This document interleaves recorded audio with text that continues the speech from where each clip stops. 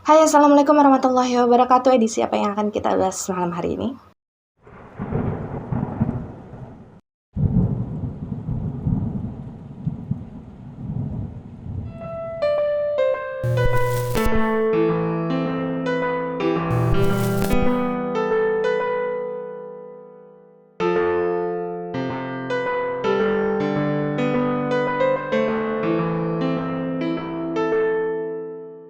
Ya, malam hari ini akhirnya setelah sekian lama ya, kita kembali lagi ke dalam edisi Rekam Misteri, dan cerita yang akan sama-sama kita dengarkan kali ini adalah kisah kiriman salah satu teman kita yang ingin disebut namanya sebagai Tia. Tapi sebelum kita memulai cerita ini, saya ingin mengucapkan terima kasih dulu kepada kalian semua yang sudah memberikan saya semangat, sudah memberikan saya doa yang baik, kalimat-kalimat yang baik. Walaupun mungkin tidak bisa saya balas satu persatu ya komen ataupun pesan-pesan kalian terhadap saya, tapi insya Allah saya bisa membaca. Dan satu-satunya hal yang bisa saya lakukan untuk membalas kebaikan kalian adalah turut mendoakan segala kebaikan buat kalian. Semoga Allah Subhanahu wa Ta'ala dan juga semesta turut memberikan segala sesuatu energi yang baik yang telah kalian berikan kepada saya, kembali lagi kepada diri kalian semua sekeluarga ya. Dan bagi kalian yang belum follow beberapa akun medsos saya seperti di TikTok ataupun Instagram, saya sarankan kalian untuk follow juga, karena di sana memang saya lebih sering update tentang segala sesuatunya tentang saya. Termasuk salah satunya adalah kemarin ketika saya rehat 1 bulan karena kondisi saya yang memang sedang menurun. Jadi nantinya kalau misalkan nanti ada apa-apa atau ada kabar sesuatu segala macamnya, kalian bisa tahu dari sana.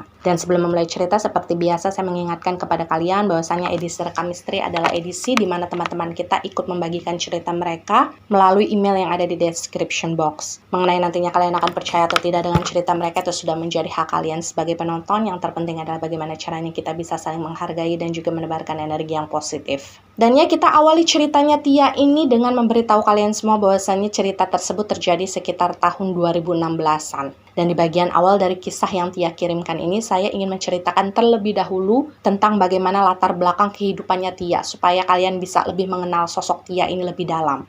Jadi Tia ini pada saat kejadian tersebut berlangsung ya guys, beliau ini merupakan seorang ibu dari 2 orang anak perempuan.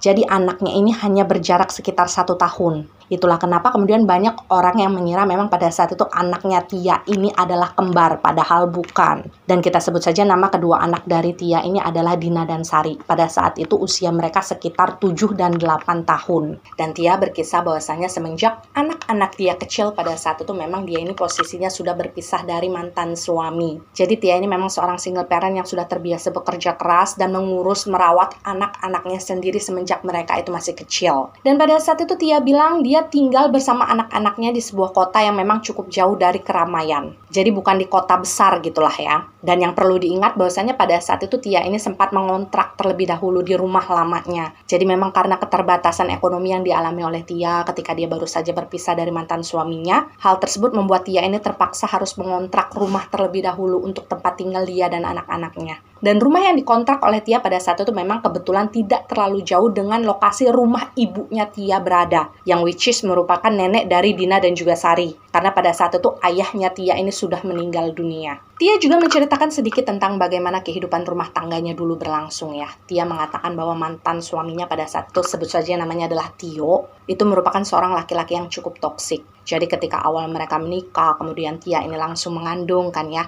Nah semenjak itu memang Tio ini jarang sekali mau bekerja untuk menghidupi keluarganya, untuk memberikan nafkah kepada dia dan juga anaknya. Hingga kemudian ketika pernikahan tersebut sudah berjalan cukup lama, waktu itu posisinya Tia juga sedang mengandung anak yang kedua yaitu Sari. Pada saat itu mungkin Tia juga sudah tidak tahan lagi dengan perilaku suaminya yang menurut Tia mungkin sudah di luar batas. Pada akhirnya waktu itu Tia memang memutuskan untuk bercerai dari Tio. Jadi kalian bisa bayangkan betapa kerasnya perjuangan Tia pada saat itu harus menghidupi anaknya masih sangat kecil, apalagi pada saat itu dia langsung mengandung lagi anak yang kedua sendirian, dia bekerja keras. Dan ketika berpisah pun Tia bilang dia sama sekali tidak pernah mendapatkan uang kompensasi apapun dari mantan suaminya. Jadi kayak uang nafkah yang seharusnya diberikan untuk anak-anaknya, Tio ini nggak pernah ngasih. Cuma karena pada saat itu Tia ini berpikir bahwa ya udahlah daripada ribet gitu. Tia juga bukan tipe orang yang suka minta-minta kepada mantan suaminya, karena takutnya nanti mantan suaminya itu marah, justru dia dan anaknya nanti diapa-apain. Pada akhirnya Tia ini memutuskan ya sudahlah, ikhlaskan saja. Jadi memang pada saat itu yang paling banyak membantu kehidupan Tia dan anak-anaknya itu adalah ibunya sendiri yang pada saat itu tinggal di dekat rumah kontrakannya Tia. Dan Tia bilang bahwasanya proses kehidupan yang dia jalani bersama anak-anaknya itu jauh dari kata mudah. Ada masa-masa di mana dia nggak punya uang, ketika dia dipecat dari pekerjaannya, sampai-sampai dia benar-benar harus nginep di rumah ibunya, numpang makan di sana dengan anak-anaknya. Hingga pada suatu hari Tia ini memutuskan untuk kayak semacam berwirausaha gitu. Dia kayak membuat semacam makanan cemilan, kayak snack-snack gitu, yang awalnya benar-benar hanya kecil-kecilan, kayak dia masak di rumah aja kemudian dia jual secara keliling. Dan yang namanya proses pasti tidak akan mengkhianati hasil. Jadilah pada saat itu mungkin sekitar berjalan 2-3 tahun kemudian, Tia bilang pada saat itu keuangannya sudah mulai stabil dari hasil penjualan snack yang dia buat. Jadi pada saat itu dia sudah memiliki karyawan, kemudian jangkauan penjualannya juga sudah cukup luas di daerah tersebut. Sampailah di suatu hari Tia ini berhasil membeli sebuah rumah. Dan sebenarnya itu juga bukan rumah baru ya, jadi kayak rumah bekas dari sebuah keluarga yang waktu itu pindah ke kota lain. Dan Tia menceritakan bahwasannya rumah yang dibeli dia pada saat itu memang rumah lantai 2. Cuma bukan rumah yang besar, mewah gitu, enggak. Meskipun pada saat itu memang terdiri dari 2 lantai. Karena memang di bagian atasnya itu bagian lantai keduanya itu sempit. Jadi kayak cuma terdiri dari 2 kamar aja dengan 1 ruangan tengah. Dan kebetulannya lagi pada saat itu rumah yang dibeli oleh Tia itu juga letaknya berdekatan dengan rumah ibunya Tia. Jadi Tia ini kayak nggak repot-repot gitu kalau misalkan dia pengen main ke rumah ibunya bolak-balik karena jarak mereka nggak terlalu jauh. Dan disinilah titik balik kehidupannya Tia sempat terjadi. Ketika dia sedang menjalani kehidupan yang lagi stabil-stabilnya dengan kedua anaknya gitu kan ya. Mereka sudah menikmati hasil kerja keras mereka sudah memiliki rumah yang nyaman. Kemudian terjadilah sesuatu yang tidak pernah Tia bayangkan sebelumnya. Dan kalau misalkan kalian di luar sana menebak bahwasanya sesuatu yang salah di dalam rumahnya Tia itu berasal dari rumah bekas yang dia beli, maka tebakan kalian itu tidak benar. Karena sesuatu yang salah di dalam rumahnya Tia itu bukan berasal dari sana. Jadi kronologinya seperti ini. Sekarang kita sudah mulai memasuki inti dari ceritanya Tia ya. Jadi di suatu hari Tia ini diundang oleh salah satu teman kerjanya ke pesta ulang tahun anaknya. Jadi kalian bisa bayangkan ya, Tia punya temen nih, teman kerjaannya. Nah teman kerjaannya itu kan punya anak. Nah anaknya sedang ulang tahun dan dirayakan. Jadi Tia ini diundang ke acara tersebut. Dan karena pada saat itu teman kerjanya Tia ini bilang bahwa akan ada banyak anak-anak yang ikut datang ke pesta ulang tahun tersebut, akhirnya pada saat itu Tia ini berinisiatif untuk ikut membawa Sari dan juga Dina untuk datang ke sana. Jadi maksudnya ya biar teman-temannya juga bisa sosialisasi juga lah dengan anak-anak yang lainnya. Karena memang menurut Tia pada saat itu anak-anaknya ini terlalu sering menghabiskan waktu di rumah aja. Dan satu hal yang paling di-highlight oleh Tia di dalam ceritanya adalah lokasi rumah tempat di mana pesta ulang tahun tersebut dirayakan itu bersebelahan secara langsung dengan sebuah pemakaman umat Kristiani. Jadi kalian bisa bayangkan pada saat itu area pemakamannya tuh kayak banyak patung-patungnya gitulah ya. Dan menurut Tia pada saat itu yang kebanyakan dimakamkan di sana adalah orang-orang Belanda zaman dulu. Tapi memang makamnya tuh kayak masih dirawat. Tapi karena pada saat itu Tia ini bukan tipe-tipe orang yang penakut atau orang-orang, ya bisa dibilang Tia skeptis lah ya dengan hal-hal tersebut. Dia percaya dengan keberadaan makhluk-makhluk halus, tapi dia berusaha untuk tidak percaya.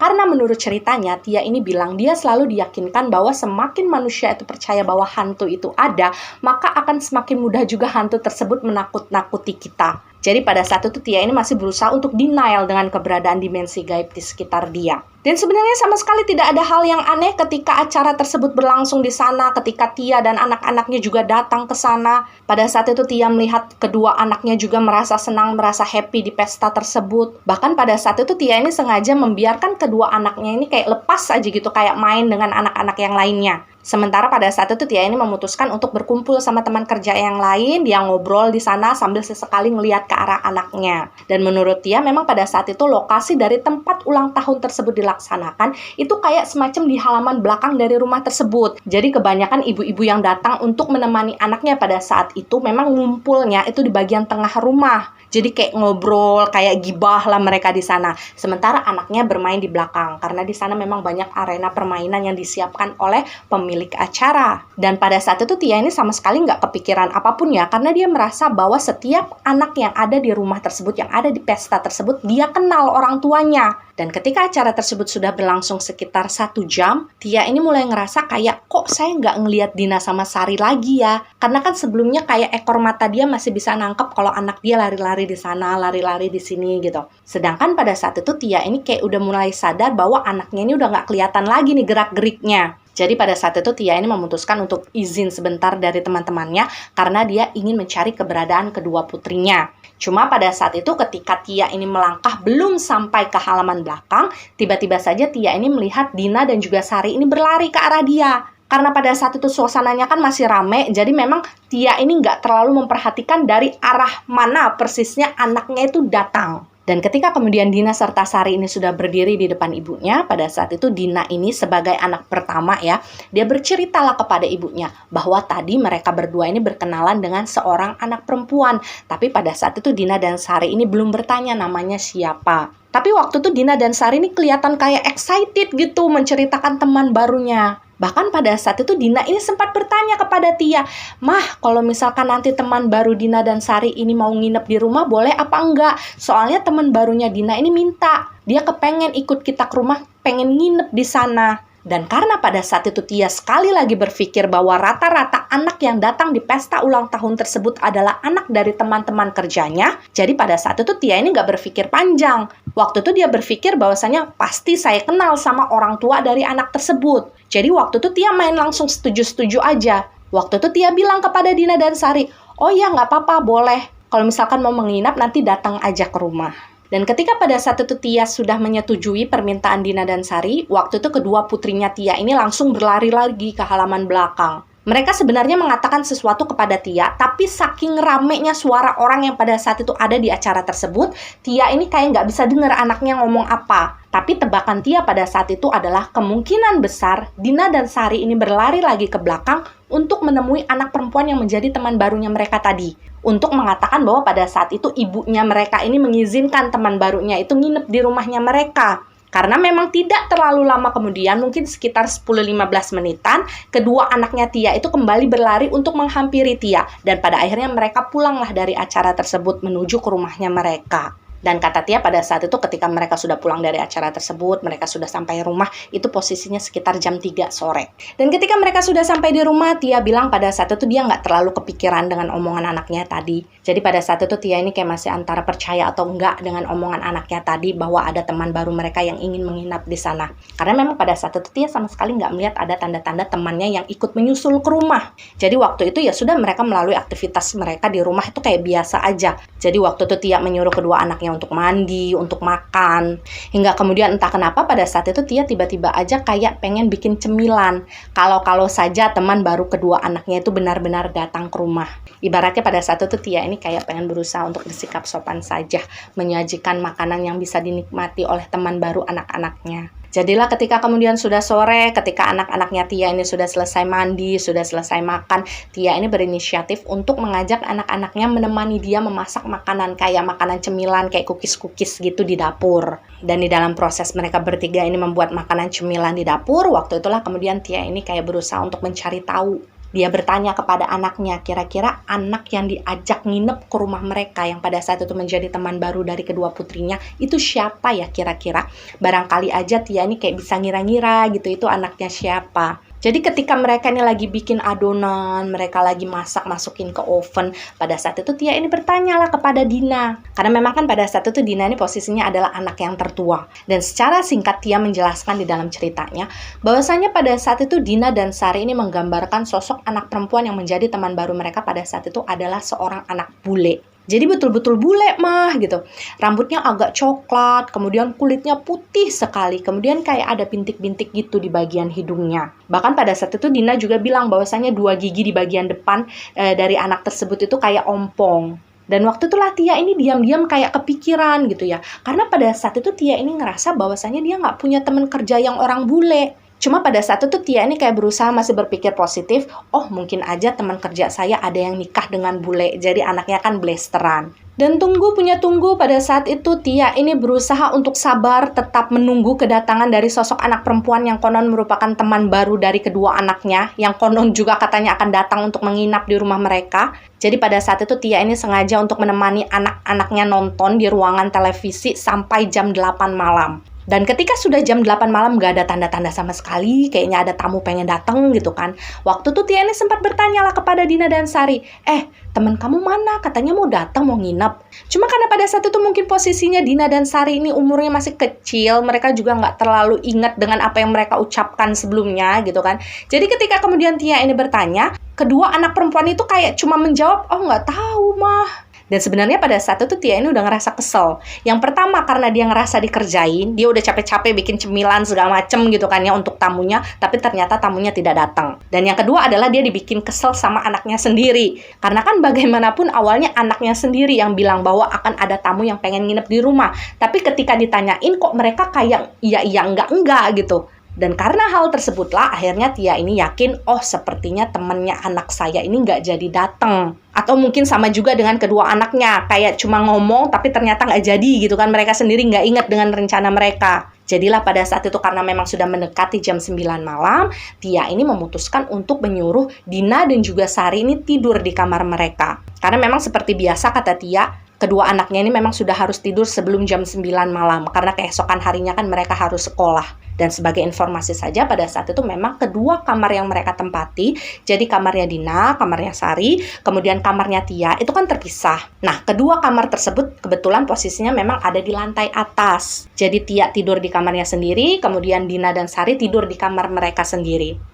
Tapi jarak kamar mereka sama sekali nggak berjauhan ya, karena kan rumah mereka juga nggak terlalu besar. Dan ketika kemudian kedua anaknya Tia ini sudah naik ke lantai 2, mereka sudah masuk ke dalam kamar mereka, otomatis pada saat itu Tia ini kan harus membereskan piring-piring yang sebelumnya sudah dia sajikan kan di atas meja. Jadi memang pada saat itu Tia ini kayak sengaja menyusun kue-kue gitu. Dia susun rapi, dia susun cantik di atas meja. Tapi kan ternyata tamunya nggak datang. Nah piring-piring tersebutlah yang kemudian dibawa oleh Tia dari meja tamu mereka. Kemudian dia masukkan lagi ke lemari makanan yang ada di dapur. Dan kata Tia, ketika dia memindahkan piring-piring yang ada di atas meja tamu tadi ke arah dapur, ke dalam lemari makanan, itu sebenarnya dia memang sambil menggerutu. Karena dia ngerasa kesel, rasa sebelnya tuh kayak masih belum hilang. Ibaratnya pada saat itu Tia ini bilang gini, udah dibikinin segala macem, taunya nggak datang, tahu gini tadi saya tidur aja, ngapain capek-capek, udah bikin begini, ujung-ujungnya jadi mubazir. Siapa yang mau makan makanan banyak begini, sedangkan di rumah orang cuma bertiga? Dan pada saat itu karena menurut Tia piring yang dia bawa tadi itu jumlahnya cukup banyak, jadi sekitar 5-6 piring, otomatis pada saat itu Tia ini kan nggak bisa sekaligus ngebawa semua piring dimasukin ke dalam lemari makanan kan. Jadi pada saat itu Tia ini kayak ngebawa 2 piring gitu. Dan sebelum dimasukkan ke dalam lemari makanan, piring-piring tadi Tia letakkan dulu di atas meja makan. Jadi secara bergiliran nih Tia memasukkan piring tadi ke dalam lemari makanan tadi. Dan kalian harus membayangkan situasinya pada saat itu. Misalkan ini adalah meja makan. Kemudian di sini adalah lemari makanan. Dan anggap saya adalah Tia. Jadi waktu itu saya ini ngambil piring. Ngambil, kemudian saya madep sini untuk masukin ke lemari makanan dong. Otomatis saya nggak melihat apapun yang terjadi di area belakang, di area meja makan. Dan pada saat itu kata Tia, ketika dia sedang memasukkan 2 piring pertama ke dalam lemari makanan tadi, dia sudah selesai nih naruh ya. Ketika dia mau nengok gini, tiba-tiba saja Tia ini mendengar seperti ada suara piring yang terjatuh ke lantai. Jadi brang gitu. Tapi karena pada saat itu memang piring yang digunakan oleh Tia bukanlah piring kaca, melainkan piring melamin. Jadi ketika jatuh memang piring tersebut tidak pecah.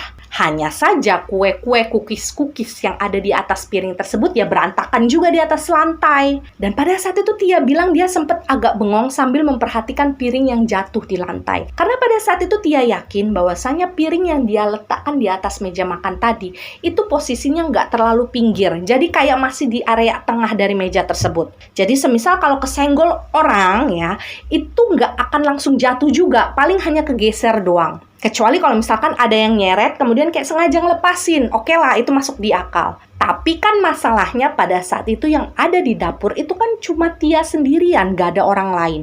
Dan Tia yakin betul pada saat itu kedua putrinya juga sudah ada di lantai atas, mereka sudah bersiap-siap untuk tidur. Dan menurut Tia sendiri, baik itu Dina maupun Sari, bukan tipe-tipe anak yang suka ngerjain orang tua seperti itu. Tapi oke lah, waktu itu Tia berusaha untuk mengabaikan fakta tersebut ya. Anggaplah angin gitulah ya menurut Tia pada saat itu, meskipun dia juga ngerasa aneh. Kok bisa tuh piring yang posisinya ada di tengah meja tiba-tiba jatuh gitu ke atas lantai. Tapi ketika kemudian Tia ini berusaha untuk membereskan satu persatu cookies yang berantakan di atas lantai tadi, tiba-tiba saja Tia ini kayak ngerasa bengong lagi. Karena pada saat itu Tia ini ingat betul di setiap piring yang dia tata itu berisi 10 cookies. Jadi pada saat itu Tia ini kayak bikin semacam soft cookies gitu ya. Otomatis ukurannya yang lumayan gede juga. Jadi dalam satu piring itu hanya muat sekitar 10 cookies saja. Dan bisa dibilang pada saat itu Tia ini tipe-tipe orang yang sangat perfeksionis dalam hal-hal semacam itu. Jadi ketika dia menyusun cookies di atas piring, dia bisa ingat betul jumlahnya berapa, dia naruhnya itu gimana, itu dia ingat. Tapi ketika kemudian Tia ini berusaha untuk memungut satu persatu cookies yang jatuh di lantai tadi dan meletakkannya lagi di atas piring, pada saat itu setelah dihitung oleh Tia, jumlah cookies yang ada itu sekitar 9, jadi hilang 1.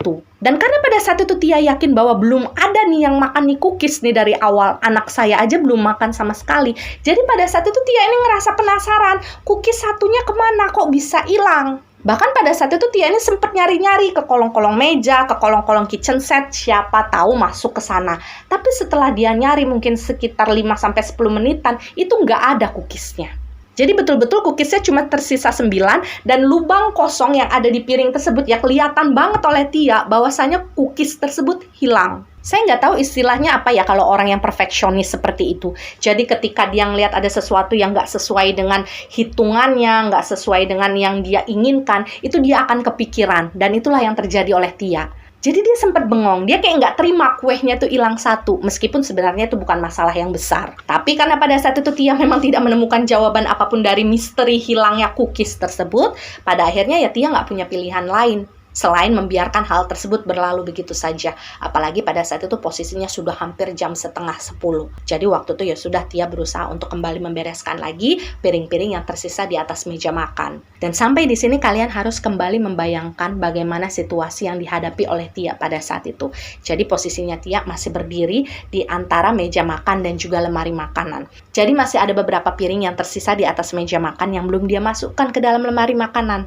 Otomatis pada saat itu Tia kembali membelakangi posisi meja makan kan untuk memasukkan piring tadi yang tersisa ke dalam lemari makanan. Dan ketika kemudian Tia ini kayak lagi ngambil piring, kemudian dia kayak mau berbalik gitu, dia ini kayak ngerasa ekor matanya tuh kayak nangkep pergerakan kayak siluet ada seseorang yang berdiri di belakang dia. Jadi kayak bersebelahan dengan meja makan gitu loh. Dan kata Tia pada saat dia menyadari hal tersebut, jantungnya tuh kayak langsung duk duk duk duk duk duk duk duk. Karena dia ngerasa apa yang dia lihat dari ekor matanya itu kayak nyata gitu. Sosok tersebut kayak lagi ngeliatin Tia. Dan sekali lagi pada saat itu Tia yakin betul bahwa di dalam dapur dia cuma sendirian. Anak-anaknya nggak ada di sana. Tapi karena pada saat itu Tia ini udah terlanjur merinding, dia udah terlanjur ketakutan. Jadi pada saat itu untuk mengelabui rasa takutnya, Tia ini kayak berusaha untuk pura-pura manggil Dina atau Sari. Dia masih berusaha untuk menganggap bahwa pada saat itu yang dia lihat adalah salah satu dari anaknya. Jadi pada saat itu Tia ini kayak pura-pura berbalik ke belakang sambil manggil kedua anaknya. Dina, Sari, kok belum tidur? Tapi pada saat itu Tia sama sekali tidak mendapatkan jawaban dari siapapun. Karena memang pada dasarnya Tia sendiri tahu kalau misalkan anaknya nggak ada di sana. Jadi semakin merindinglah Tia pada saat itu. Dan pada saat itu Tia bilang dia benar-benar ngerasa serba salah. Di satu sisi dia ngerasa merinding juga, takut. Tapi di sisi yang lain, dia ini kayak ngerasa sayang kalau misalkan makanan-makanan yang ada di meja makan itu nggak dimasukin terlebih dahulu ke dalam lemari makanan. Takutnya kan kotor, nanti nggak bisa dimakan lagi. Jadilah pada saat itu Tia memutuskan untuk tetap bertahan di sana, meskipun jantungnya sudah berdebar dengan sangat cepat. Tia kemudian memasukkan lagi beberapa sisa piring makanan yang ada di atas meja makan ke dalam lemari makanan. Tapi lagi-lagi ketika posisi badan Tia ini sedang menghadap ke arah lemari makanan, otomatis dia membelakangi meja makan pada saat itu. Satu piring yang dia letakkan di bagian tengah dari meja makan tadi, itu kembali jatuh ke lantai. Prang gitu. Dan Tia bilang pada saat itu rasa kagetnya jadi berkali-kali lipat karena rasa kagetnya sudah bercampur dengan rasa takut. Karena menurut Tia pada saat itu apa yang terjadi sudah betul-betul tidak bisa masuk ke logika dia lagi. Piring yang jelas-jelas letaknya jauh lebih di tengah dari piring pertama itu kembali jatuh begitu saja ke lantai. Nggak mungkin kalau itu angin. Dan nggak ada orang di dalam ruangan tersebut. Piring tersebut nggak mungkin jatuh kalau misalkan nggak diseret gitu ya secara sengaja, kemudian dibiarkan jatuh begitu saja di atas lantai. Dan ketika piring tersebut jatuh untuk kedua kalinya, akhirnya Tia pada saat itu memutuskan untuk langsung pergi dari dapur. Dia nggak peduli lagi dengan kue-kuehnya pada saat itu. Bahkan ketika kuehnya itu jatuh di lantai, dia udah nggak mau lagi beresin. Udah, mending besok pagi aja dia beresinnya. Dan Tia bilang ketika dia pergi menuju kamarnya pada saat itu yang juga ada di lantai 2, dia kan posisinya harus menaiki anak tangga gitu ya. Dan di sebelah anak tangga tersebut ada sebuah jam dinding. Pada saat itu jam dinding tersebut menunjukkan sekitar jam 10 kurang. Dan pada saat itu Tia ini sudah berpikir bahwa pasti kedua anak saya sudah tidur, karena memang biasanya jam 9 mereka sudah tidur. Dan ada satu kebiasaan yang selalu dilakukan oleh Dina dan Sari ketika mereka ini tidur di dalam kamar, bahwa mereka akan mematikan lampu utama yang ada di dalam kamar mereka. Jadi mereka ini hanya akan membiarkan satu lampu meja yang kecil itu aja yang menyala di dalam kamar tersebut. Karena memang sejak kecil mereka ini tidak suka dengan lampu yang terlalu silau kalau misalkan sedang tidur. Tapi ketika kemudian di malam tersebut Tia ini naik ke lantai 2, dia pengen pergi menuju kamarnya gitu kan. Posisinya pada saat itu memang kalau misalkan Tia ini pengen masuk ke dalam kamarnya, itu dari depan pintu kamar anaknya itu bisa kelihatan. Dan pada saat itu Tia bilang dari bawah lubang pintu kamar anaknya, dia kayak ngelihat masih ada cahaya lampu yang menyala. Jadi pada saat itu Tia langsung berpikir, sepertinya Dina dan Sari ini nggak nurut nih. Mereka masih bangun nih, mereka belum tidur nih. Dan karena memang pada saat itu posisinya sudah malam, akhirnya Tia ini memutuskan untuk menghampiri terlebih dahulu kamar anaknya. Memang pada saat itu tujuan Tia adalah untuk ya kayak memarahi anaknya sedikit lah ya, supaya mereka ini mau tidur. Tapi ketika kemudian Tia ini sampai di depan pintu kamar anak-anaknya, sebelum dia sempat membuka pintu gitulah ya, dia ini kayak ngedenger suara anak-anaknya ini kayak lagi main. Jadi kayak lagi ngobrol-ngobrol, kemudian ketawa-ketawa, ya ciri khas anak-anak lah, kalian bisa bayangkan kalau mereka lagi ngobrol, lagi main gimana suaranya. Hanya saja pada saat itu kata Tia, ketika dia mendengarkan lebih detail lagi, dia menempelkan kupingnya di pintu kamar anaknya, pada saat itu suara yang dia dengar bukan hanya ada suara Dina maupun Sari saja. Jadi pada saat itu Tia juga mendengarkan ada suara ketiga, ada suara anak perempuan lainnya, yang Tia yakin sekali bahwasanya suara tersebut bukanlah suara Dina dan juga Sari. Jadi waktu itu Tia ini kayak sempat bengong, dia bertanya-tanya, ini suara ketiga suaranya siapa ya? Tapi pada saat itu Tia ini masih berusaha berpikir bahwasanya suara anak perempuan yang ketiga itu sepertinya adalah suara yang dibuat-buat oleh Dina ataupun Sari. Jadi kayak pura-pura menjadi orang yang ketiga lah gitu dalam permainannya mereka.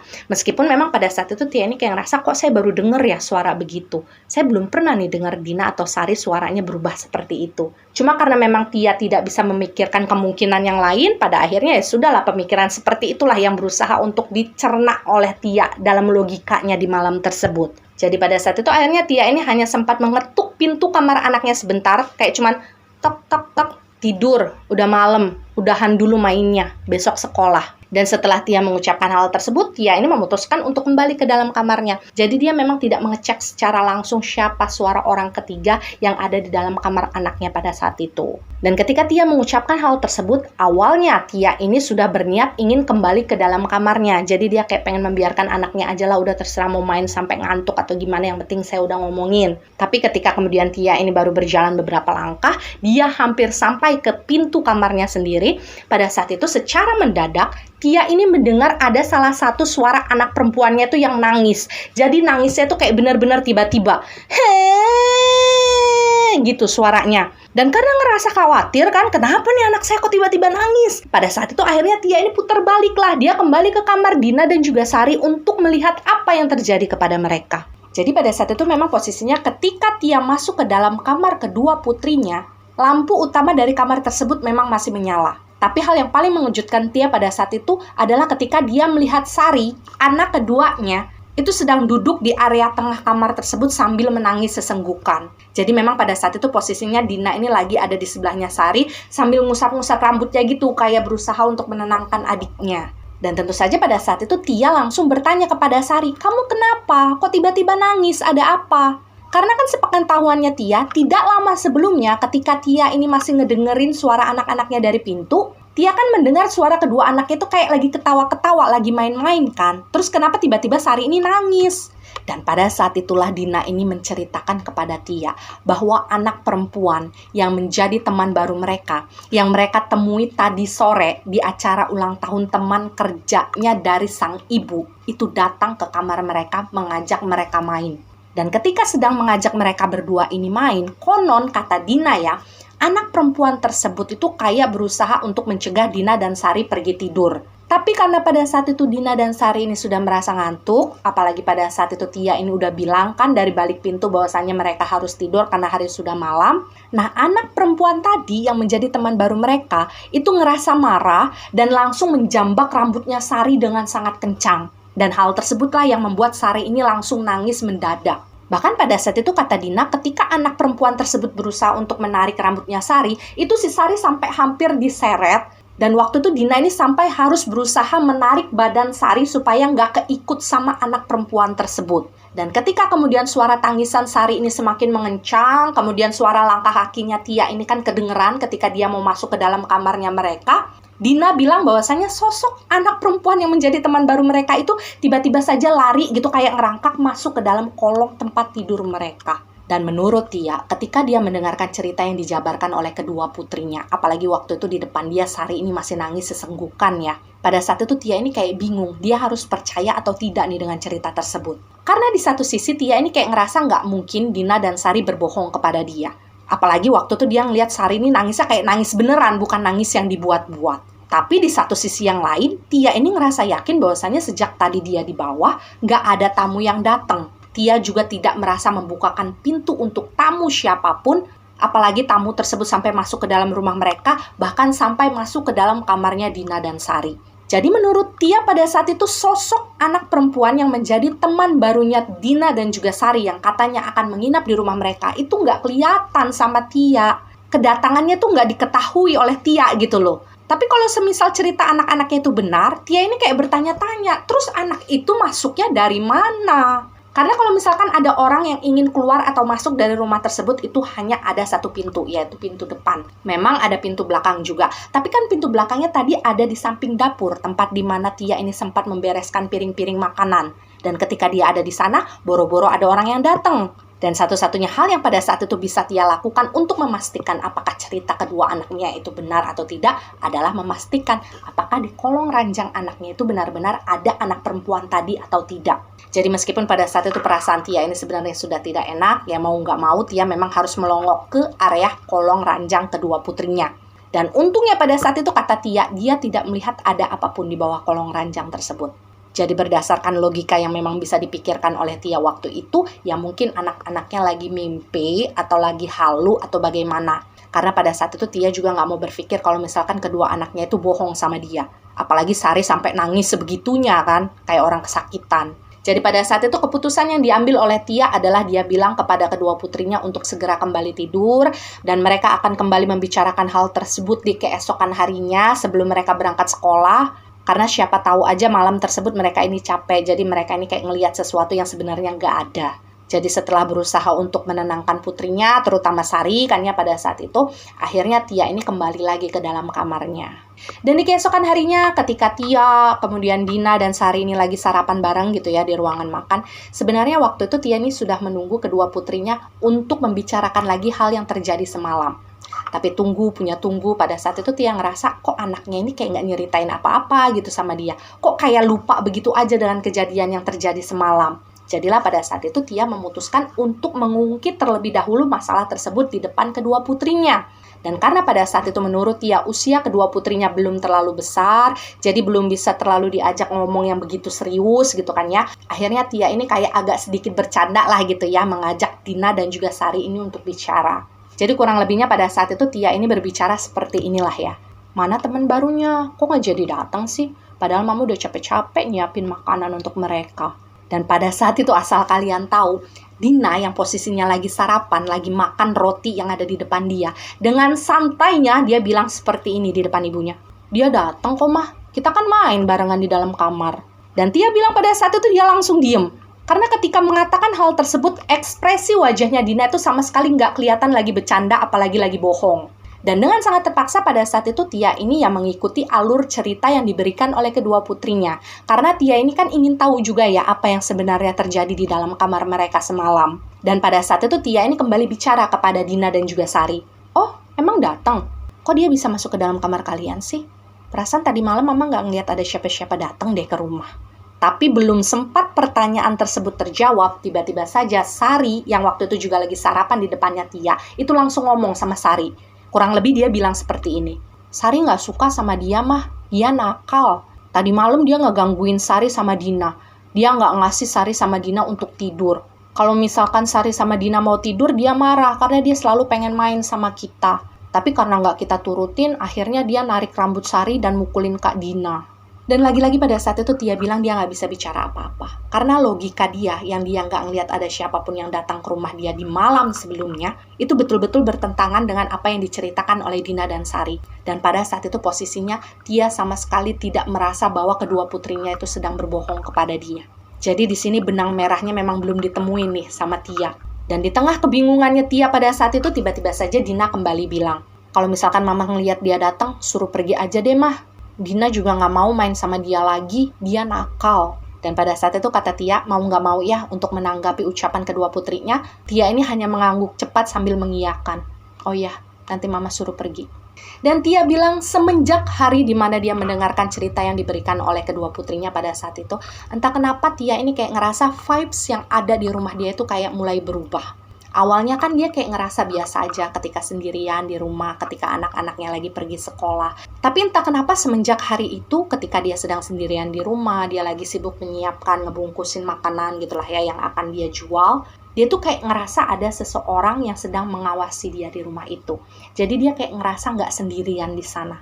Dan tidak hanya sampai di perasaan dia saja, maksudnya nggak cuma sampai vibes-nya aja yang kerasa berbeda, pelan tapi pasti, Tia ini mulai sering mendengarkan seperti ada suara anak kecil yang berlarian di lantai 2. Jadi kalian bayangkan aja, kalau misalkan kita punya rumah 2 lantai, siapapun yang lagi lari-lari di lantai atas itu kan biasanya ada kedengeran gudug-gudug-gudug gitunya ya.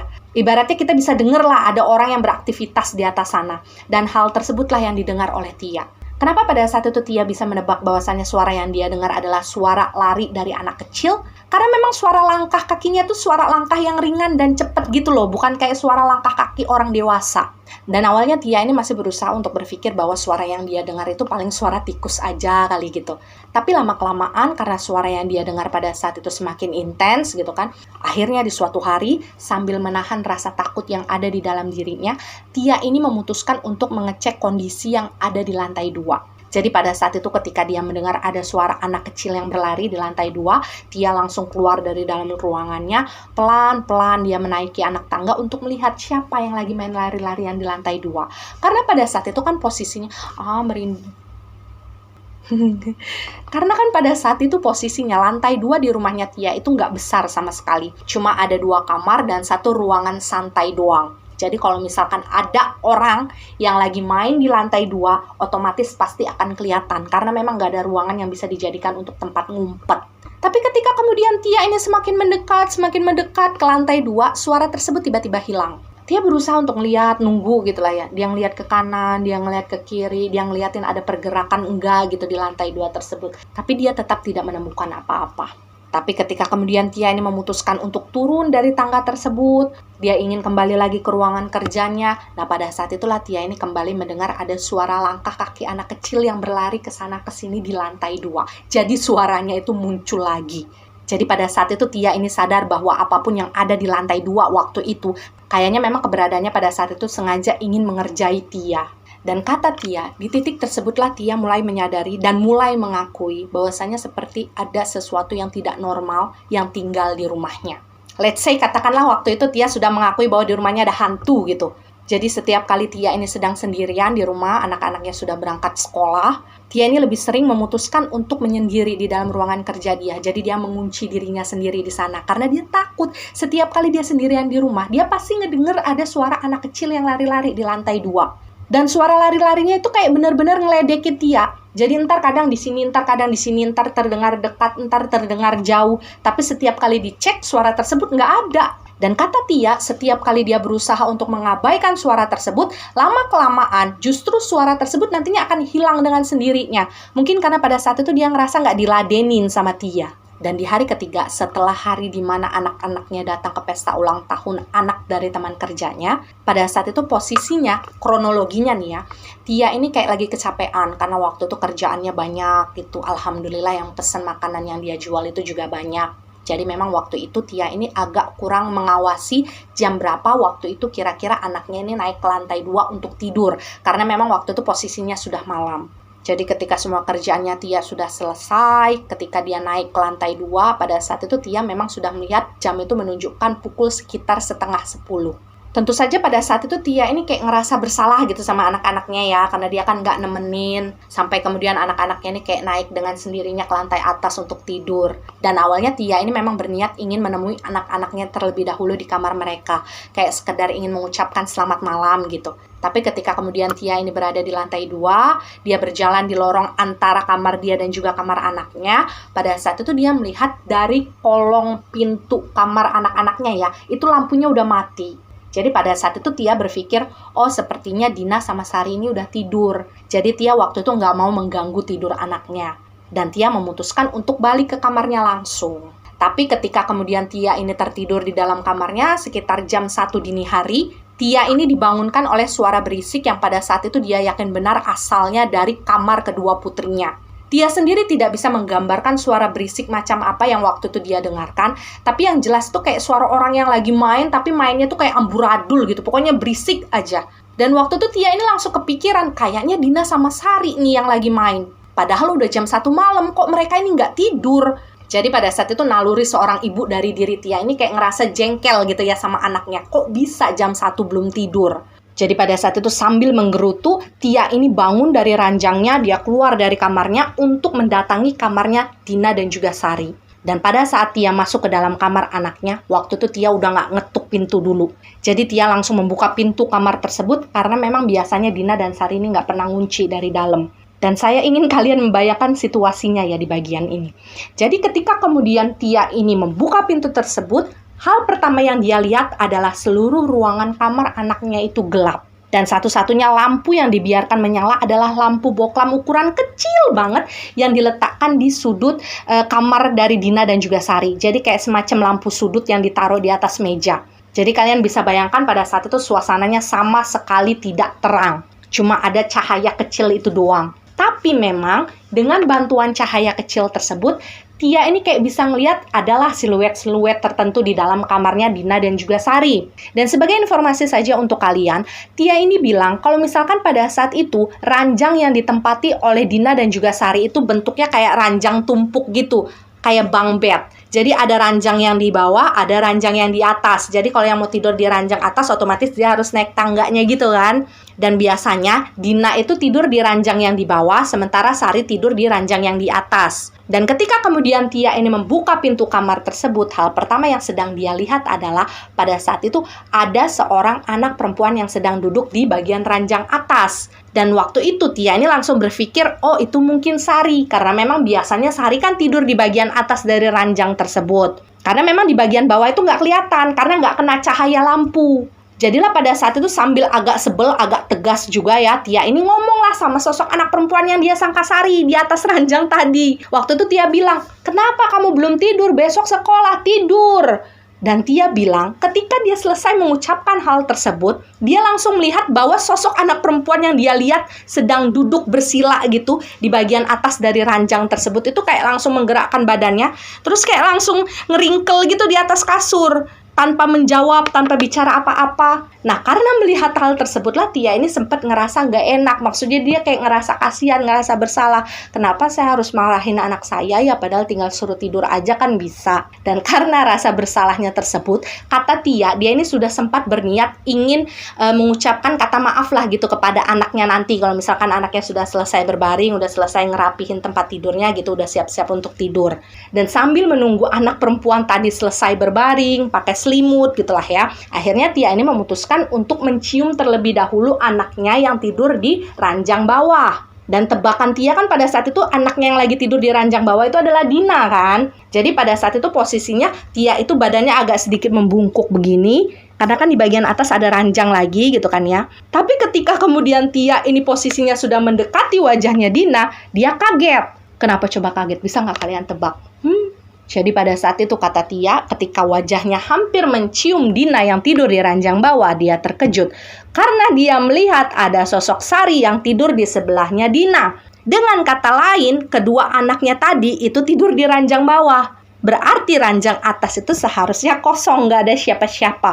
Dan pada saat itu Tia langsung membeku di tempat. Dalam posisi dia masih ngeliatin kedua anaknya gitulah ya.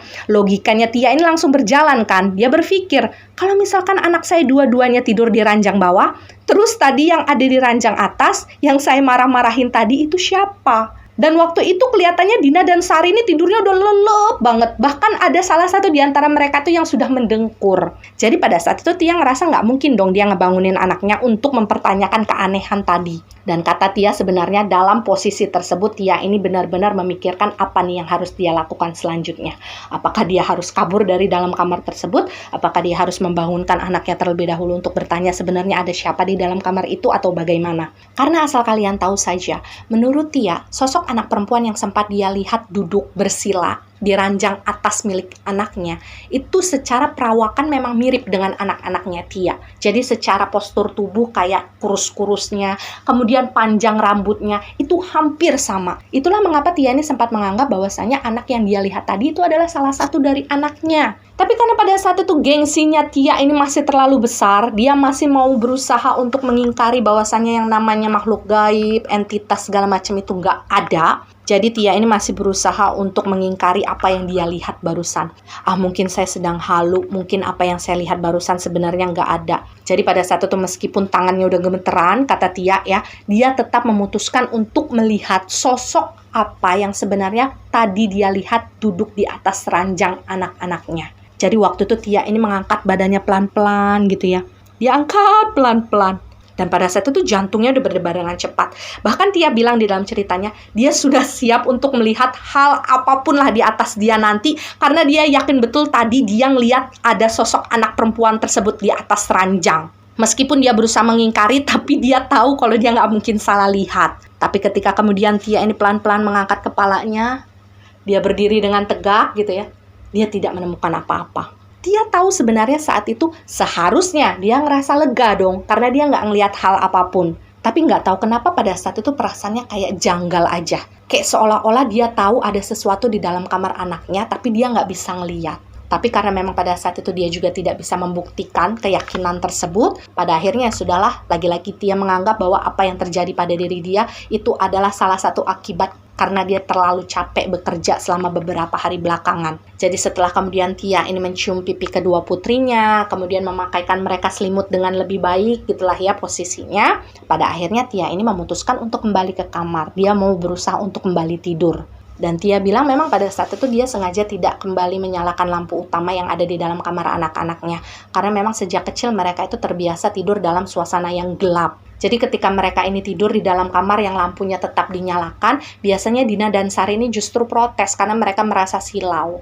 Dan kata Tia, meskipun ketika dia kembali ke kamar tujuannya adalah untuk melanjutkan tidur, karena waktu itu kan masih sekitar jam 1:30 dini hari, tapi bagaimanapun hal yang terjadi kepada diri dia sebelumnya itu adalah sesuatu yang membuat dia sulit untuk kembali tidur, sulit untuk memejamkan mata. Dia tidak bisa mengingkari kalau misalkan pada saat itu dia ngerasa parno juga. Dan barulah sekitar hampir jam 3:30 subuh, Tia bilang dia ngerasa ngantuk yang luar biasa, hingga pada akhirnya dia tertidur.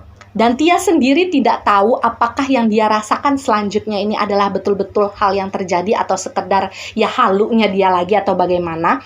Tapi di antara sadarnya dia antara tidur dan tidak gitulah ya, Tia ini kemudian seperti mendengar suara pintu kamarnya ada yang buka. Jadi kalau misalkan ada orang yang membuka pintu kamar kalian ketika kalian tidur, meskipun kalian nggak buka mata, tapi kalian sadar kan ya, kalian bisa dengar kalau ada orang yang masuk. Dan pengalaman tersebutlah yang dirasakan oleh Tia. Tapi karena saking ngantuknya Tia waktu itu nggak tahu kenapa matanya tuh kayak nggak mau dibuka. Dan karena pada saat itu Tia ini tidak langsung membuka mata, pada saat itu Tia ini cuma berpikir mungkin salah satu dari anaknya lagi lah yang masuk ke dalam kamar dia. Mungkin karena ngerasa takut atau karena memang pengen tidur sama ibunya aja atau bagaimana. Dan setelah suara pintu tersebut terbuka, kata Tia, dia kembali mendengarkan suara kaki orang yang melangkah di samping ranjangnya dia. Jadi suara langkah kakinya itu langkah kaki biasa yang nggak pakai sendal. Dan pada saat itu posisinya Tia itu kayak lagi mengulat gitu di bawah selimut tebal yang dia pakai. Dan percaya atau tidak kata Tia, ketika dia lagi ngulet gitu ya di bawah selimutnya, kayak mau buka mata tuh kayak berat banget rasanya. Pada saat itu, kemudian Tia ini mendengar ada suara anak perempuan yang bilang kepada dia, "Bu, saya boleh tidur di sini enggak?" Dan kalau kalian fokus mendengarkan cerita saya dari awal, kalian pasti akan bisa membedakan apa yang menjadi kalimat pembeda antara anak-anak aslinya Tia dengan suara yang Tia dengarkan malam tersebut di dalam kamarnya. Kalian bisa tebaklah perbedaannya apa, karena nanti sebentar lagi juga akan kita ungkapkan. Dan pada saat itu mungkin karena Tia ini adalah seorang ibu, kemudian dia mendengar ada suara anak perempuan yang datang ke dalam kamarnya, kemudian bertanya apakah dia boleh tidur bersama Tia atau tidak. Otomatis pada saat itu karena Tia merasa bahwa anak tersebut adalah salah satu dari anaknya, Tia ini memutuskan untuk langsung membuka selimut yang dia pakai. Jadi kayak, ya sini, masuk, tidur sini. Tia membiarkan sosok tersebut masuk ke dalam selimutnya, kemudian tidur di sebelahnya. Dan memang kata Tia ketika kemudian sosok tersebut masuk gitu ya ke dalam selimutnya, karena kan kerasa ya, Tia ini bilang dia ngerasa tubuh anak itu kayak dingin banget. Dan anehnya pada saat itu, mungkin karena naluri seorang ibu juga ya, ketika dia merasakan tubuh anak itu kayak dingin, Tia ini justru ngerasa kasihan. Jadi dia dekeplah anak tersebut tanpa sekalipun membuka mata. Dan Tia bilang setelah kejadian tersebut ya udah dia tidur dengan sangat lelap sampai akhirnya di keesokan harinya dia kesiangan.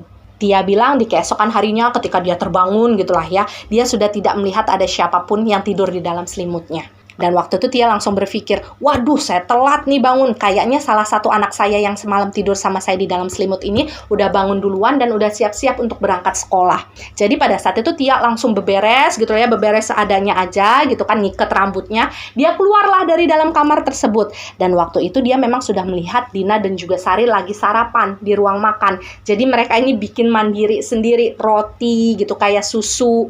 Jadi sudah tinggal mereka makan aja. Bahkan pada saat itu Dina dan Sari ini udah rapi dengan seragam sekolahnya. Jadi ibaratnya mereka ini benar-benar udah siap tinggal berangkatnya doang. Dan sambil merasa bersalah karena dia merasa tidak mempersiapkan anak-anaknya dengan baik sebelum mereka berangkat sekolah kan. Karena biasanya kan segala sesuatunya Tia yang ngurus. Pada saat itu Tia ini datanglah menghampiri Dina dan juga Sari yang sudah bersiap di meja makan. Tia ini mencium satu persatu pipi kedua putrinya. Dan pada saat itulah ketika dia sedang merangkul dan mencium Sari, Tia ini menyadari bahwasanya salah satu bagian dari tangan sebelah kanannya Sari itu kayak ada bekas cakaran gitu.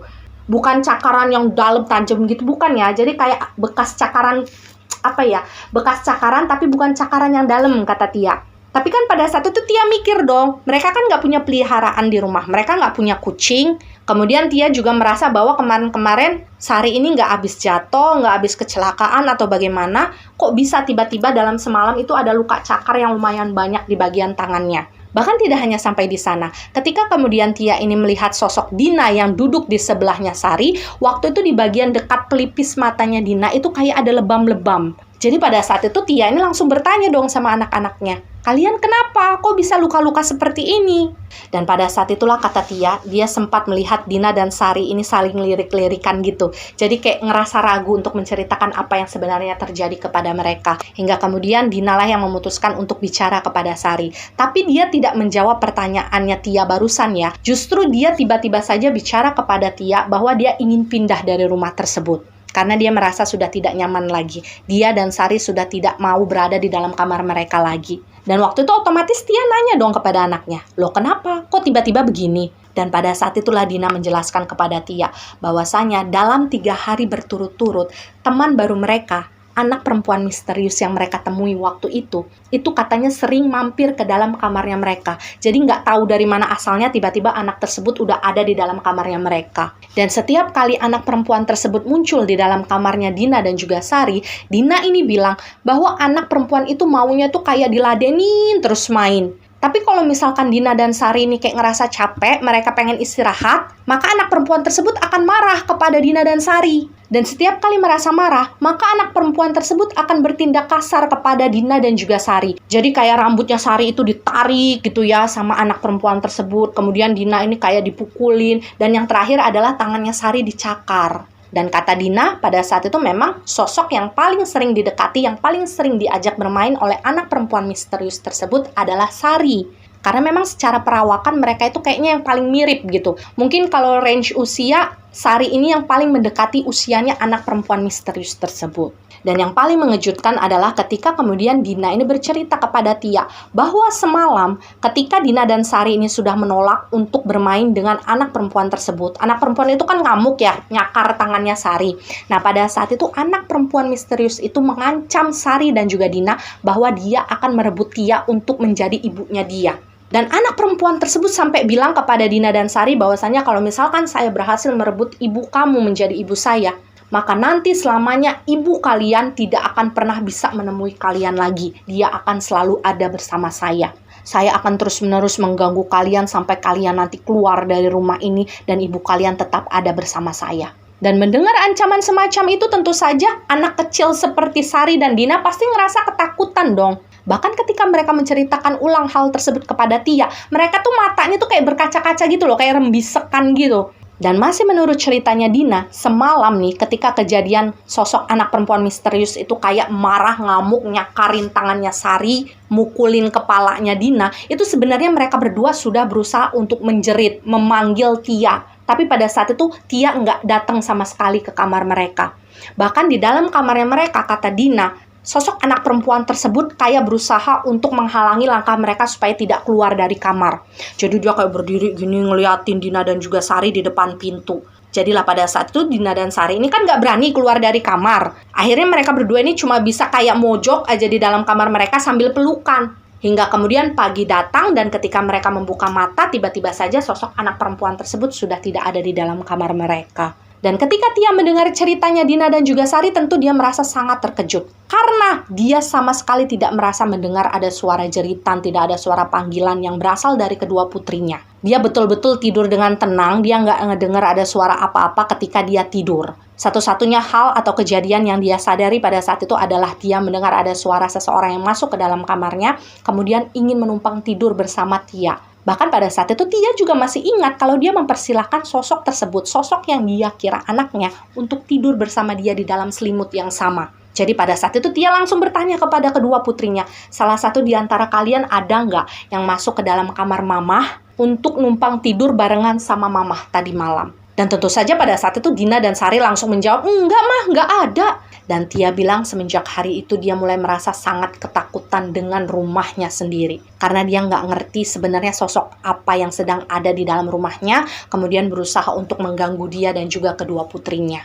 Dan singkat cerita, awalnya setelah kejadian tersebut, Tia ini masih berusaha untuk membujuk Dina dan juga Sari agar tetap mau tinggal di sana. Karena bagaimanapun gini ya, menurut Tia, rumah tersebut kan dia beli dari hasil keringatnya. Betul-betul dari nol dia nabung untuk bisa beli rumah tersebut. Dan rumah itu sudah banyak kenangannya. Jadi ibarat kata pada saat itu Tia masih nggak mau ngalah dengan energi yang ada di rumahnya mereka. Tia masih percaya bahwasanya, ini rumah saya yang harus menjadi alpha di sini. Tapi lama-kelamaan kata Tia, apa yang dilalui oleh dia dan juga kedua putrinya di dalam rumah tersebut semakin tidak bersahabat. Jadi bukan hanya sekedar hawa-hawa, bawaan, vibes yang gak enak aja. Lama-kelamaan, kadang Tia ini sering mendapati salah satu di antara putrinya itu kesurupan. Memang kesurupannya itu enggak yang ngamuk-ngamuk atau gimana gitu, enggak. Jadi kayak kesurupannya itu tiba-tiba salah satu anaknya itu kayak diem duduk. Dan ketika dipanggil oleh Tia nih ya, maka salah satu anak yang dipanggil oleh Tia pada saat itu akan langsung menengok ke arah Tia, kemudian senyum. Senyumnya tuh kayak bukan senyum anaknya dia, paham gak sih kalian? Tiba-tiba saja sikapnya tuh kayak jadi semakin manja, jadi sering gelendotan sama Tia, nggak mau jauh-jauh sama Tia.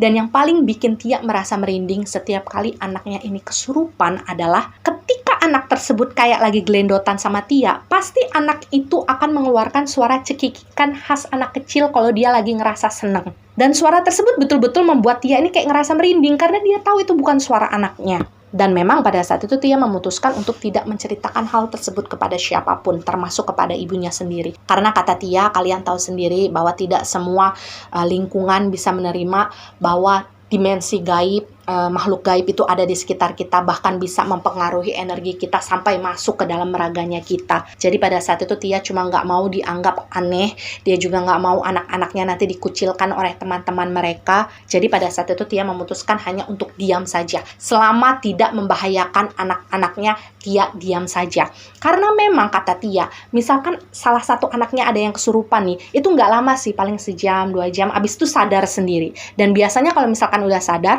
itu anaknya yang abis kesurupan itu akan tidur lama sekali, kayak seolah-olah abis ngerasa kecapean yang amat sangat. Dan seiring berjalannya waktu, pada saat itu kata Tia mereka sempat bertahan beberapa bulan di rumah tersebut, tapi Tia ini sudah mulai bisa merasakan bahwa ada perubahan signifikan yang terjadi kepada diri kedua putrinya. Jadi pada saat itu Dina dan Sari yang awalnya anaknya ceria gitu ya, anaknya pintar, tiba-tiba saja menjadi anak yang tertutup, pendiam, gak mau diajak bicara. Jadi tanda-tandanya itu udah kayak anak yang lagi kena depresi gitu loh guys. Dan satu hal yang pada akhirnya membuat Tia ini merasa yakin bahwa dia ingin keluar dari rumah tersebut membawa anak-anaknya adalah ketika dia menyadari bahwa setiap kali anaknya ini kerasukan atau ketika sedang berubah sikap gitu menjadi sosok orang lain, maka anaknya Tia ini akan memanggil Tia dengan panggilan ibu.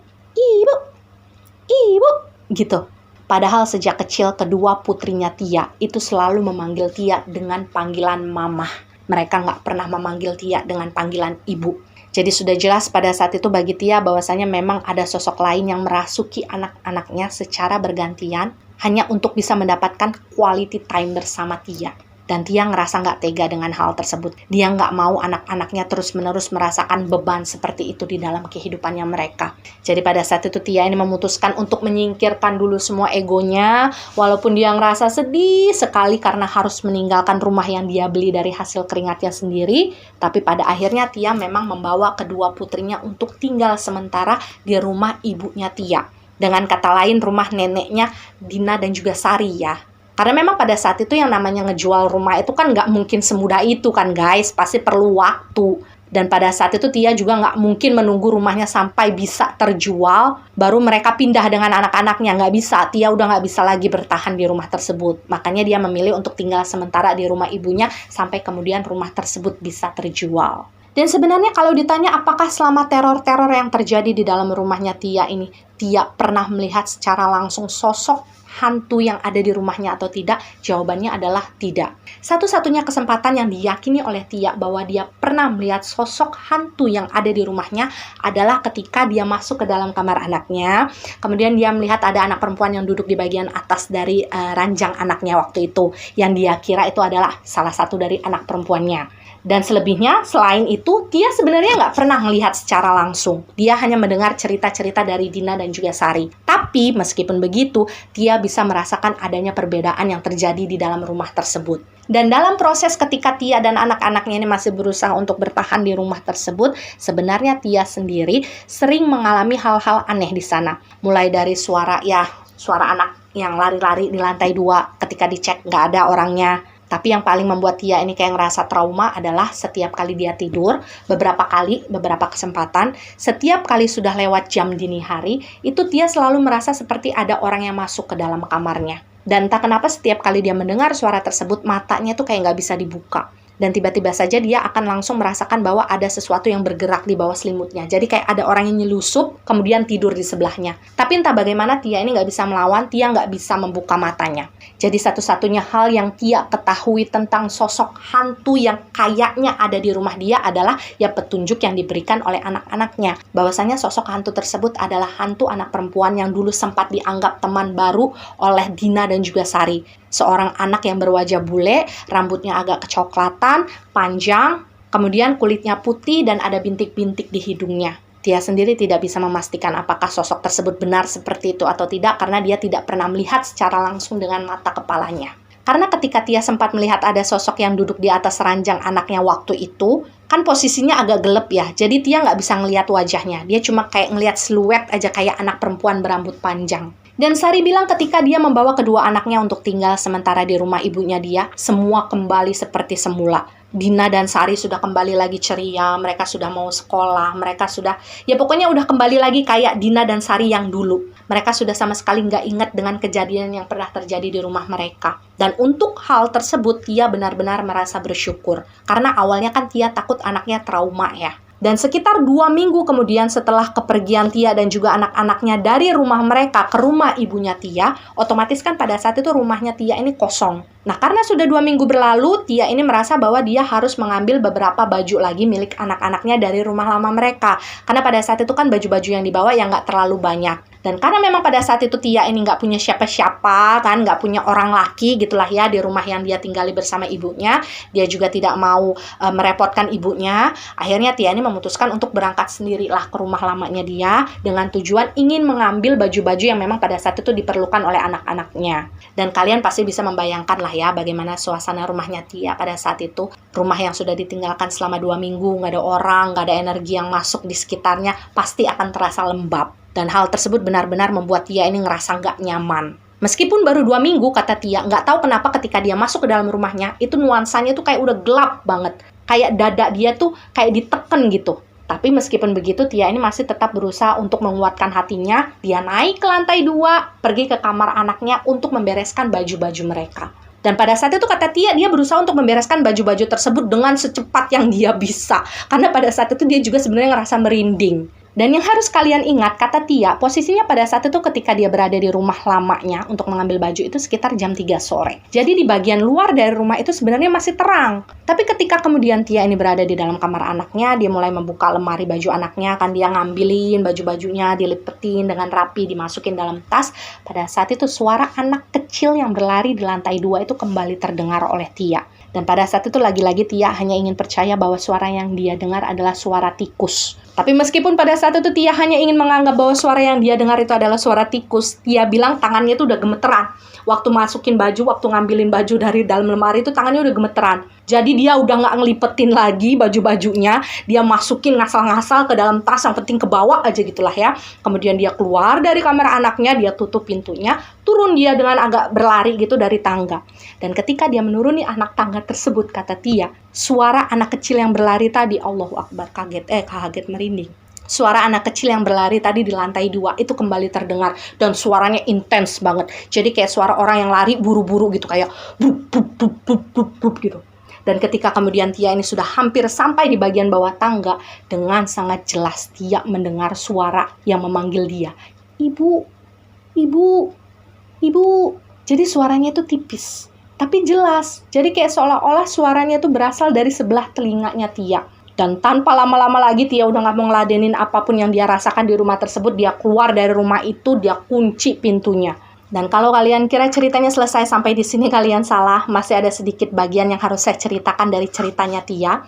Jadi ketika kemudian Tia ini keluar dari dalam rumahnya, dia berjalan menuju mobilnya, dia mau pergi dari rumah tersebut. Tiba-tiba saja ada salah satu tetangganya yang nyamperin Tia. Dan pada saat itu tetangganya ini menceritakan sesuatu yang betul-betul membuat Tia ini ngerasa terkejut. Jadi pada saat itu menurut cerita tetangganya Tia, kita sebut saja namanya adalah Ibu Ani. Waktu itu kan banyak tetangganya Tia yang tidak mengetahui kalau misalkan Tia sudah pergi dari rumah tersebut bersama kedua putrinya. Karena memang Tia ini tidak sempat berpamitan dengan siapapun. Jadi pada saat itu Ibu Ani yang tidak tahu kalau misalkan Tia ini sudah tidak ada di rumah tersebut bersama kedua putrinya, itu sempat ngerasa heran, kenapa kok Ibu Tia ini pergi dari rumah tapi anak satunya nih nggak dibawa?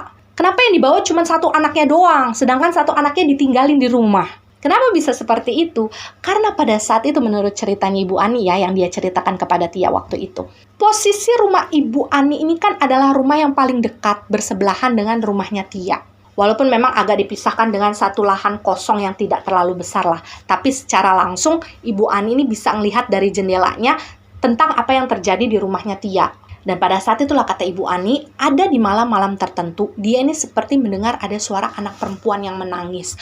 Menangisnya tuh kayak nangis sedih gitu, kayak nangis sesenggukan. Dan karena pada saat itu sepengetahuan Ibu Ani, Tia ini memiliki 2 orang anak perempuan, otomatis waktu itu Ibu Ani mengira bahwasannya yang sedang menangis itu pasti anaknya Ibu Tia.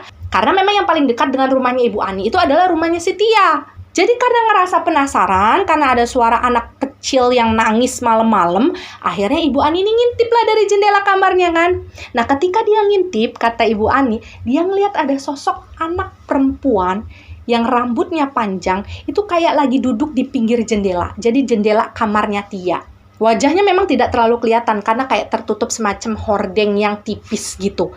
Tapi kelihatan kalau itu anak perempuan karena rambutnya panjang. Nah, waktu itulah Ibu Ani ini mengira bahwasanya Tia meninggalkan salah satu anaknya di rumah. Dan awalnya Ibu Ani ini kayak cuek aja gitu, kayak masalah ya udahlah bukan urusan saya gitu kan, takutnya nanti kalau ikut campur malah saya juga yang kena masalah. Cuma lama-kelamaan 2 hari, 3 hari, 4 hari, suara anak tersebut masih terus-terusan nangis kalau udah malam nih. Dan karena pada saat itu Ibu Ani merasa bahwa dia nggak punya hak untuk masuk ke teritori rumah orang gitu kan, apalagi kalau main dobrak pintu orang gitu, walaupun dia ngerasa kasihan juga dengan sosok anak kecil yang dia lihat sering nangis di dalam rumah tersebut. Pada akhirnya waktu itu Ibu Ani ini memutuskan untuk melaporkan hal tersebut kepada ketua RT. Jadi dia nih ceritalah kepada Pak RT, "Pak, Ibu Tia ini gimana ya? Kok pergi anaknya yang satu ditinggalin itu setiap malam nangis terus loh di rumah. Dan saya ngerasa terganggu, saya juga kasihan, tapi saya nggak bisa ngapa-ngapain gitu kan." Nah, ketika kemudian Ibu Ani menceritakan hal tersebut kepada Pak RT ini bengong. Kenapa Pak RT bengong? Karena pada saat itu Pak RT ini sudah tahu kalau Tia pergi dari rumah tersebut sambil membawa kedua anaknya. Jadi rumah Tia itu kosong, nggak ada siapa-siapa. Jadi memang waktu itu satu-satunya orang yang dipamitin sama Tia ketika dia pergi ya Pak RT sama Pak RW. Tetangga memang nggak ada yang tahu. Dan awalnya Bu Ani ini nggak percaya dengan ucapan Pak RT. Pak RT mah bisa aja, Pak RT mah ngebelain Tia. Ayo coba datang ke rumahnya dilihat. Kata Ibu Ani seperti itu. Oke lah, pada saat itu akhirnya Pak RT, Pak RW, sama beberapa tetangga kan datang ke rumahnya Tia. Dan waktu itu memang dari luar ini rumah kosong, nggak ada siapa-siapa, nggak ada tanda siapa-siapa gitu kan. Terus Ibu Ani ini bilang, tapi anaknya biasanya nangis kalau malam Pak, kalau siang begini emang nggak ada suara siapa-siapa. Nah, pada saat itulah akhirnya beberapa tetangga yang waktu itu juga tinggal berdekatan dengan rumahnya Tia itu bilang kepada Ibu Ani, tapi saya nggak pernah dengar ada suara anak nangis loh Bu, kalau misalkan udah malam. Rumahnya sepi-sepi aja, nggak ada suara siapa-siapa gitu. Dan pada saat itulah Ibu Ani ini mulai agak diem. Dia mulai mikirin nih, ini beneran apa enggak?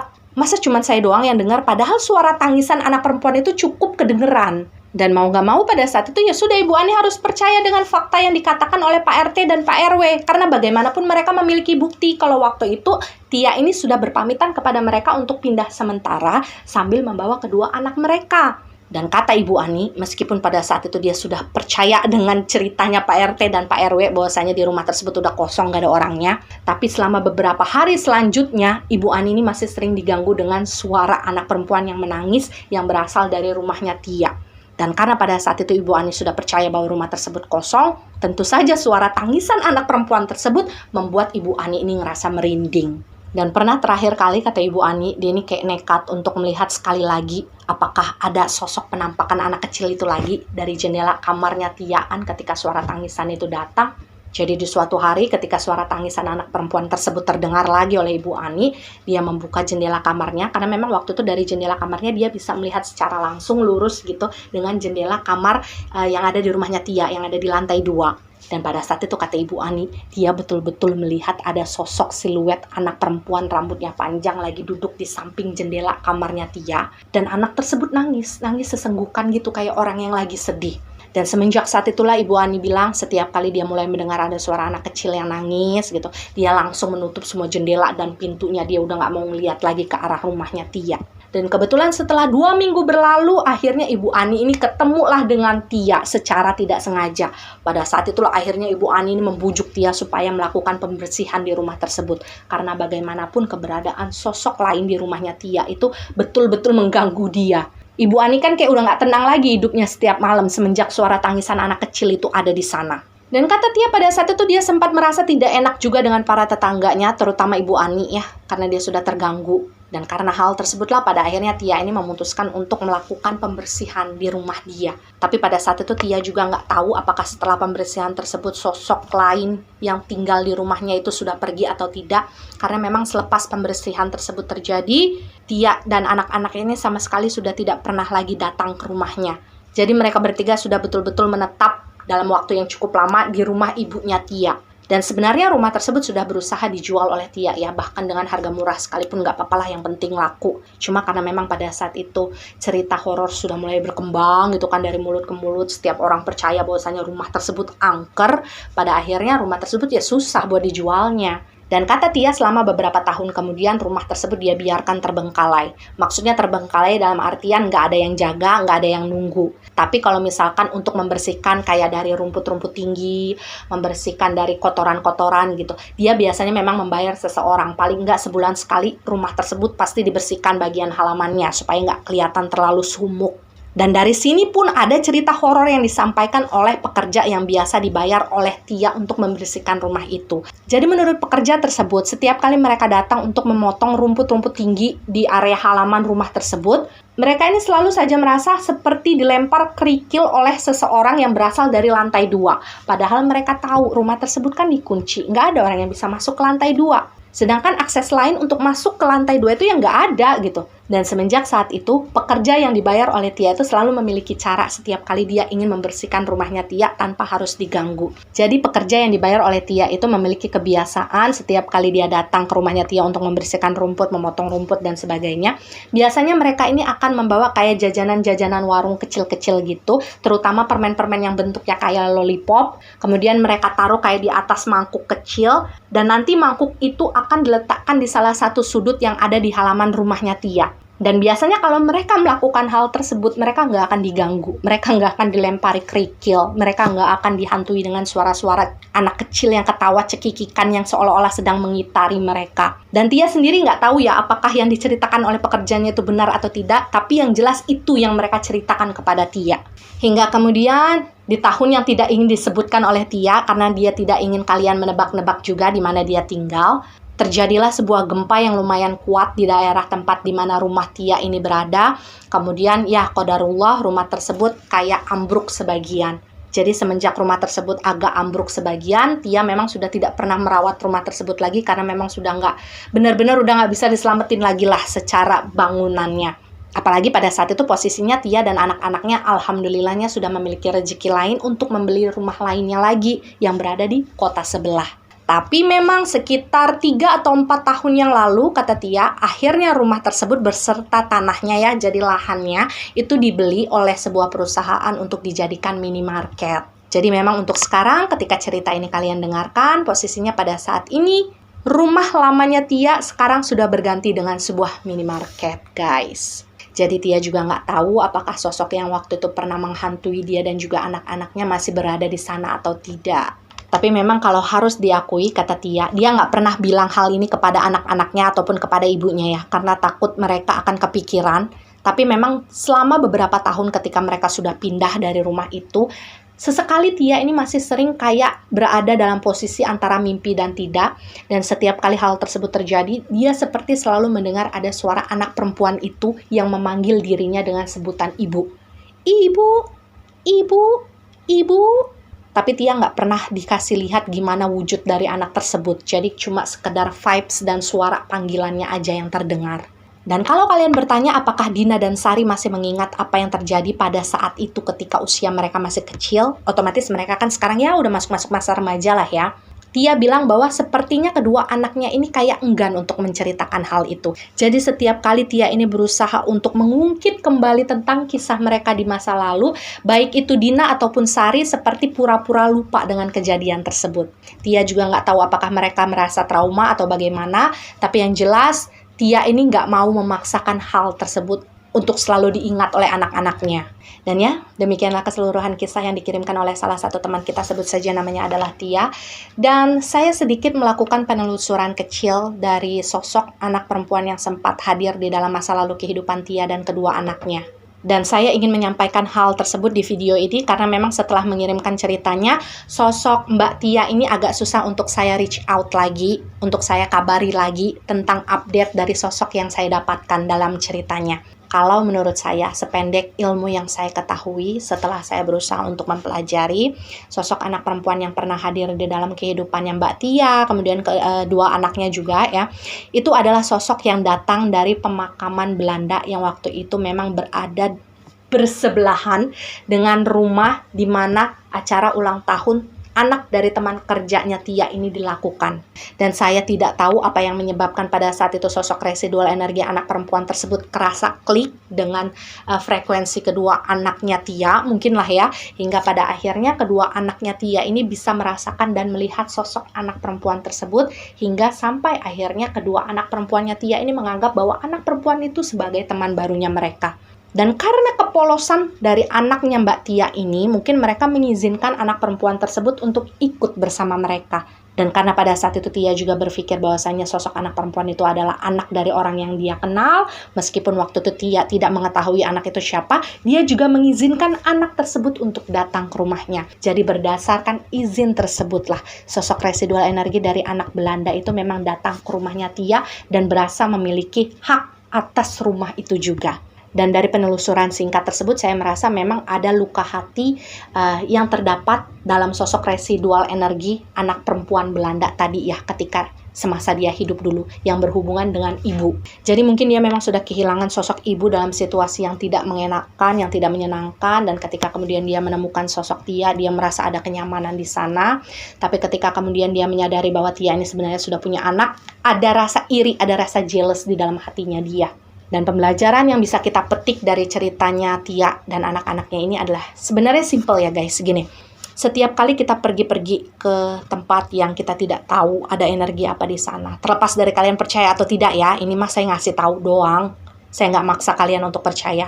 Tapi ketika kita memberi kuasa, kita memberi izin kepada salah satu residual energi untuk mereka mengikuti kita, itu bukan sesuatu yang bisa kita anggap sebagai mainan loh guys. Kalau manusia mungkin bisa kita nasihati untuk pergi, bisa kita nasihati untuk bisa lupa gitulah ya, untuk bisa maklum. Tapi kalau residual energi ini beda. Mereka mainnya sudah pakai perasaan, mereka mainnya udah pakai hati. Memang masih bisa dilepaskan, hubungan tersebut masih bisa dilepaskan, tapi pasti akan ada masa-masa di mana kita akan ngerasa nggak enak, nggak nyaman, kesulitan. Contohnya seperti Tia dan anak-anaknya yang pada akhirnya harus mengalah pergi dari rumah tersebut demi bisa melepas hubungan yang sudah terjalin secara tidak sengaja antara mereka dengan sosok anak perempuan Belanda tadi. Jadi ingat, hati-hati kalau misalkan kita mau mengucapkan izin atas segala sesuatu yang mengikuti kita. Ingat satu hal, kalau kita baru pergi dari satu tempat yang kita tidak pernah ketahui sebelumnya seperti apa energi yang ada di sana, sebelum kita pulang, di dalam hati kita harus mengucapkan, apapun energi yang ada di sekitar saya saat ini, saya tidak mengizinkan kalian untuk mengikuti saya. Cukup sampai di sini dan selamat tinggal. Dan khusus untuk cerita sosok hantu anak perempuan Belanda yang berasal dari ceritanya Tia, mungkin kapan-kapan kalau kalian tertarik bisa saya kulik dengan lebih detail, karena memang secara residual energi dia gampang untuk dipanggil. Sosoknya sebenarnya bukan murni Belanda ya. Salah satu dari orang tuanya ini sepertinya adalah orang kita, orang-orang Indonesia. Tapi memang gen bulenya tuh sangat kuat. Jadi memang ketika kita melihat dia tuh kelihatannya kayak bule beneran gitu, bukan kayak blasteran. Dan di akhir kisah ini saya juga ingin mengucapkan rasa terima kasih yang sebesar-besarnya untuk Tia dan juga anak-anaknya yang sudah bersedia untuk berbagi cerita kepada kita semua, memberikan pembelajaran yang sangat berarti bagi kita semua. Semoga Tia dan anak-anaknya selalu sehat, selalu berada dalam lindungan Tuhan Yang Maha Esa, dan semoga kehidupan kalian selanjutnya akan berjalan dengan bahagia. Amin ya robbal alamin. Dan ya percaya atau tidak itu adalah hak kalian sebagai penonton setia. Jika kalian percaya dengan cerita ini, maka jadikan cerita ini sebagai pembelajaran. Jika kalian tidak percaya dengan cerita ini, maka cukup jadikan cerita ini sebagai dongeng malam biasa. Terima kasih yang sudah menonton, terima kasih yang sudah subscribe. Jangan lupa di like, di komen, dan di share supaya teman-teman kalian bisa mengikuti channel YouTube ini dan menonton video ini. Sampai jumpa di video-video berikutnya, insya Allah ya. Wassalamualaikum warahmatullahi wabarakatuh. Sehat selalu kalian.